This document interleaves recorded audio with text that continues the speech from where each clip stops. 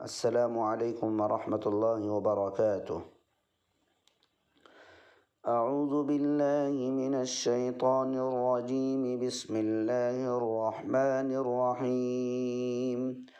وَإِذْ قَالَ إِبْرَاهِيمُ رَبِّ اجْعَلْ هَٰذَا بَلَدًا آمِنًا وَارْزُقْ أَهْلَهُ مِنَ الثَّمَرَاتِ مَنْ آمَنَ مِنْهُم بِاللَّهِ وَالْيَوْمِ الْآخِرِ قال ومن كفر فأمتعه قليلا ثم أضطره إلى عذاب النار وبئس المصير۔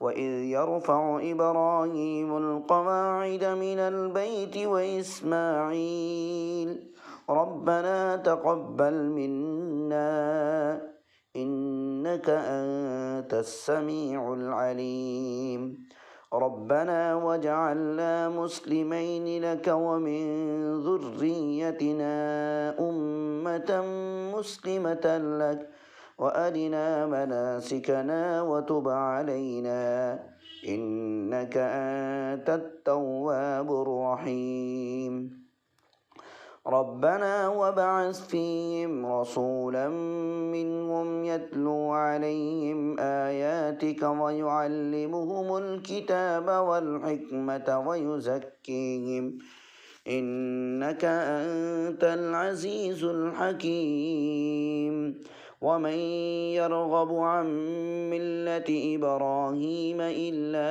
من سفه نفسه وَلَقَدِ اصْطَفَيْنَاهُ فِي الدُّنْيَا وَإِنَّهُ فِي الْآخِرَةِ لَمِنَ الصَّالِحِينَ۔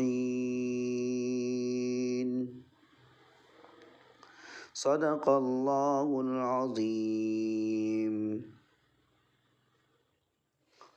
آج آیت نمبر 126 سے 129 تک تلاوت کی گئی ہے۔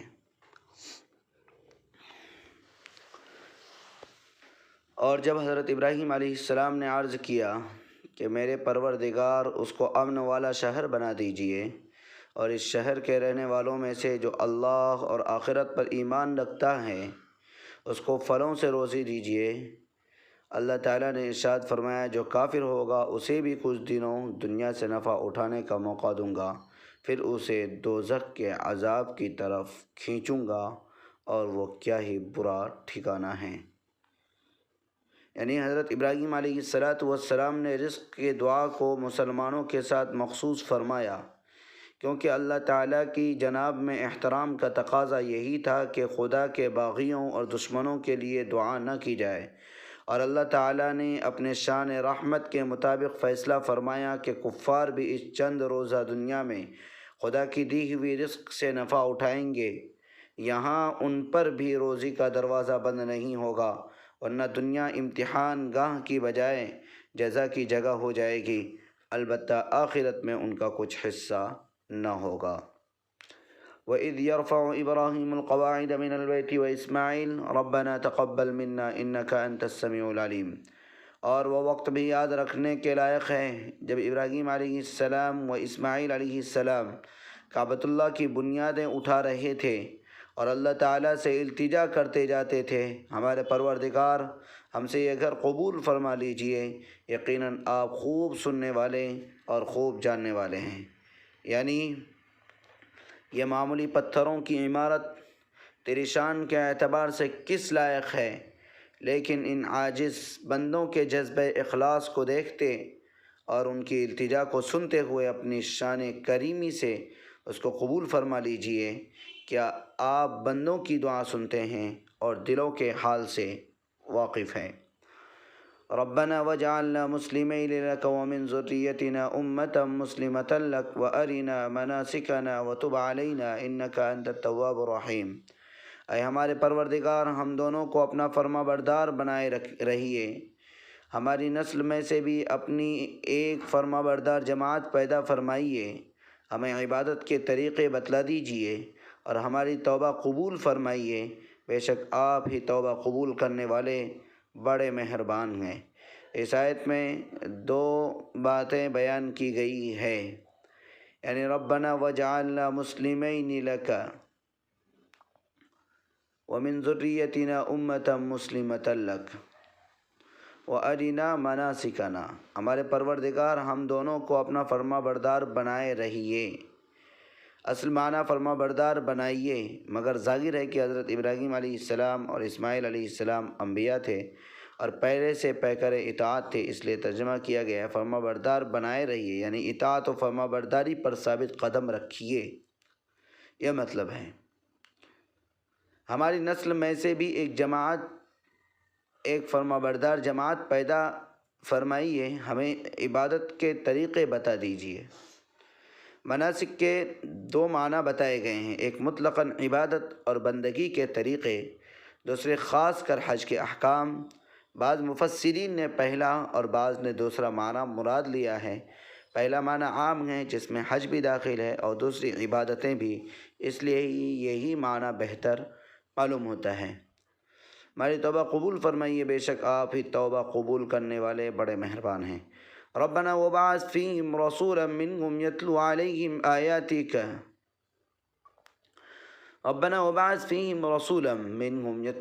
آیاتک ویعلمہم الکتاب والحکمۃ ویزکیہم انک انت العزیز الحکیم۔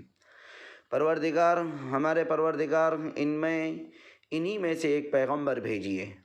حضرت ابراہیم علیہ السلام اور حضرت اسماعیل علیہ السلام کی دعا میں جس فرما بردار امت کا ذکر آیا ہے اس سے امت محمدیہ صلی اللہ علیہ وسلم، اور جس پیغمبر کا ذکر آیا ہے اس سے پیغمبر اسلام محمد عربی صلی اللہ علیہ وسلم کی ذات گرامی مراد ہے، اس لیے کہ دعا میں حضرت ابراہیم علیہ السلام اور حضرت اسماعیل علیہ السلام دونوں شامل ہیں، اور حضرت اسماعیل علیہ السلام کی نسل سے صرف آپ ہی نبوت سے سرفراز کیے گئے اور یہی امت کتاب الہی کی حامل ہوئی۔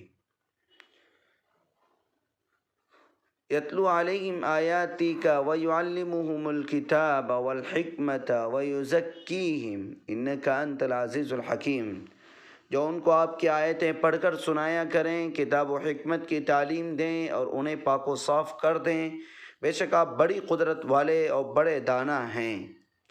اللہ تعالیٰ نے پیغمبر کے 4 کام ذکر کیے ہیں اس آیت میں۔ اول تلاوت آیات، اس سے الفاظ قرآنی کا سنانا مراد ہے۔ اسلام میں کتاب الہی کی تلاوت کی جو فضیلت بیان کی گئی ہے اور اس کی وجہ سے قرآن مجید کو دیکھ کر پڑھنے اور زبانی یاد کرنے کا جو ذوق اس امت میں ہے، اس کی کوئی مثال کسی اور قوم میں نہیں ملتی۔ دوسرے، تعلیم کتاب، یعنی قرآن میں جو مضامین و احکامات منقول ہیں ان کی تفسیر و توضیح، قرآن مجید کی تفسیر کا جو کام ہوا ہے وہ اسی تعلیم کتاب کی تفصیلات ہے۔ تیسرے، تعلیم حکمت، حکمت کے معنی دانائی کی بات ہے، اس لیے بعض حضرات نے اس سے حکمت کی باتیں اور تفقہ مراد لیا ہے۔ قتادہ کے نزدیک اس سے سنت مراد ہیں، اور یہی تفسیر زیادہ راجح معلوم ہوتی ہے، کیونکہ ظاہر ہے کہ حکمت سے تشریعی حکمت مراد ہے کہ آپ کا مقصد احکام شریعت ہی کو بیان کرنا ہے۔ قرآن کے علاوہ احکام شریعت سے متعلق جو کچھ آپ سے منقول ہے وہ حدیث ہی ہے۔ چوتھے، تزکیہ، اس کے معنی پاک کرنے کے ہیں، بعض نے شرک سے پاک کرنا مراد لیا ہے، بعض نے مطلقاً گناہوں سے۔ اس لیے یوں کہا جا سکتا ہے کہ امت کو کتاب و سنت کے ڈھانچے میں ڈھال دینا کہ وہ شریعت کی تمام ممنوعات سے پاک و صاف ہو جائے، تزکیہ ہے، اور یہ قلب کی اصلاح کے بغیر ممکن نہیں ہو سکتا ہے۔ تو آیت نمبر 29 تک کی آج تلاوت، تفسیر اور ترجمہ کیا گیا ہے۔ اللہ تبارک و تعالی ہم سبوں کو جو اس آیت میں خصوصاً 4 باتوں کی جو تعلیم دی گئی ہے، ان تمام باتوں کو اپنانے کی توفیق عطا فرمائے۔ السلام علیکم ورحمۃ اللہ وبرکاتہ۔